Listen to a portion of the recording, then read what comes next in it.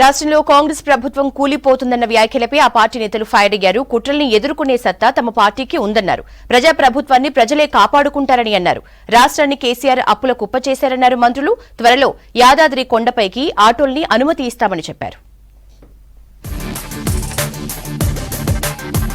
MP ఎన్నికలయ్యాక Congress ప్రభుత్వాన్ని KCR కూలగొడతారన్న MP Bandi Sanjay వ్యాఖ్యలకు counter ఇచ్చారు మంత్రి పొన్నం ప్రభాకర్. సంజయ్ ఇంటర్మీడియట్ ఫెయిల్ అయ్యాడని తెలుసు, కానీ జ్యోతిష్యం చదివినట్టు తెలియదని సెటైర్ వేశారు. ప్రభుత్వం కూలిపోతుందని అనడం సంజయ్ అవివేకానికి నిదర్శనమని చెప్పారు.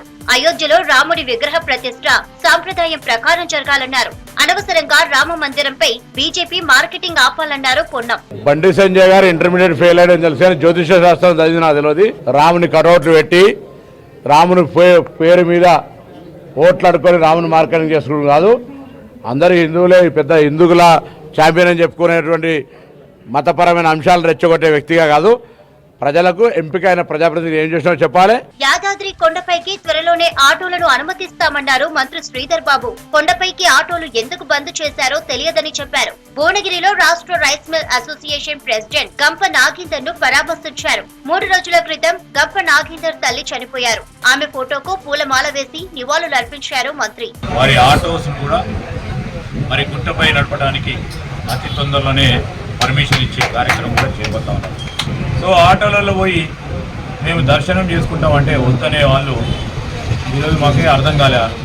10 ఏళ్లలో కేసీఆర్ ప్రభుత్వం 6 లక్షల కోట్ల రూపాయల అప్పు చేసిందన్నారు మంత్రి ఉత్తమ్ కుమార్ రెడ్డి. అప్పు చేసి కట్టిన కాళేశ్వరం 3 ఏళ్లలోనే కూలిపోయిందని విమర్శించారు. సూర్యాపేట జిల్లా మేళ్ల చెరువులోని శ్రీ స్వయంభూ శంభులింగేశ్వర స్వామి ఆలయంలో ప్రత్యేక పూజలు నిర్వహించారు ఉత్తమ్. హుజూర్ నగర్ లో ఇండస్ట్రియల్ పార్క్ అభివృద్ధి చేస్తామని చెప్పారు. 6,70,000 కోట్లు 60 ఏళ్లలో 70,000 కోట్ల అప్పు అయితే 10 ఏళ్లలో 6 లక్షల కోట్ల అప్పు. కాళేశ్వరం ప్రాజెక్ట్ కట్టిన వాళ్ళు 93,000 కోట్ల అప్పు తీసి పెట్టింది. కట్టిన 3 ఏళ్లకే మునిగిపోతుంది. మేడిగడ్డ బ్యారేజ్ కుంగిపోతుంది. అన్నారం బ్యారేజ్ లో పొక్కలు పడ్డాయి. సుందిల్ల బ్యారేజ్ అది ఉంటుందో పోతుందో అది. ఇది వాళ్ళ నిర్వాహకం. యాదాద్రి థర్మల్ పవర్ పాయింట్ ప్రాజెక్టుపై విచారణ జరుగుతోందన్నారు మంత్రి కోమటిరెడ్డి వెంకటరెడ్డి. తమ ప్రభుత్వం ప్రజా సంక్షేమానికి ఎక్కువ ప్రాధాన్యం ఇస్తోందని చెప్పారు. ఆర్టీసీ బస్సుల్లో 30 లక్షల మంది మహిళలకు ఉచిత ప్రయాణం కల్పిస్తున్న ఘనత తమ ప్రభుత్వానిదేనని తెలిపారు. ఎన్నికల హామీలను అమలు చేస్తామని, ఉమ్మడి నల్గొండ జిల్లాలోని అన్ని నియోజకవర్గాలను అభివృద్ధి చేస్తామన్నారు కోమటిరెడ్డి వెంకటరెడ్డి.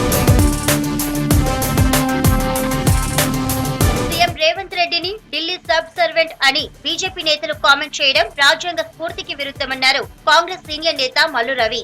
రేవంత్ రెడ్డి ఢిల్లీకి తన స్వప్రయోజనాల కోసం వెళ్లడం లేదని, కేంద్రం నుంచి రావాల్సిన నిధులను తెప్పించడం కోసమే పోతున్నారన్నారు రవి. సీఎం రేవంత్ రెడ్డి గారు ఢిల్లీకి సబ్ సర్వెంట్ గా పనిచేస్తున్నారని చెప్పారు.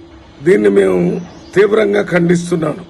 ఎందుకంటే ఈ కలవటం అనేది తప్పనిసరిగా రాష్ట్ర ప్రభుత్వానికి 4 కోట్ల మంది ప్రజలకు సంబంధించిన సమస్యల్ని వారితో మాట్లాడి రావటం జరిగింది. రేవంత్ ప్రభుత్వంపై కుట్రలు చేస్తే ఏ పార్టీ అయినా తెలంగాణలో నామరూపాలు లేకుండా ప్రజలే చేస్తారన్నారు పిసిసి ప్రధాన కార్యదర్శి అద్దంకి దయాకర్. కాంగ్రెస్ సర్కార్ కూలడంపై సంజయ్ చేసిన వ్యాఖ్యలు బీజేపీ బీఆర్ఎస్ కు ఉన్న మైత్రిని మరోసారి బయటపెట్టిందన్నారు. ఆ 2 పార్టీలు చేస్తున్న అనైతిక రాజకీయంపై తమకు స్పష్టమైన అవగాహన ఉందని చెప్పారు.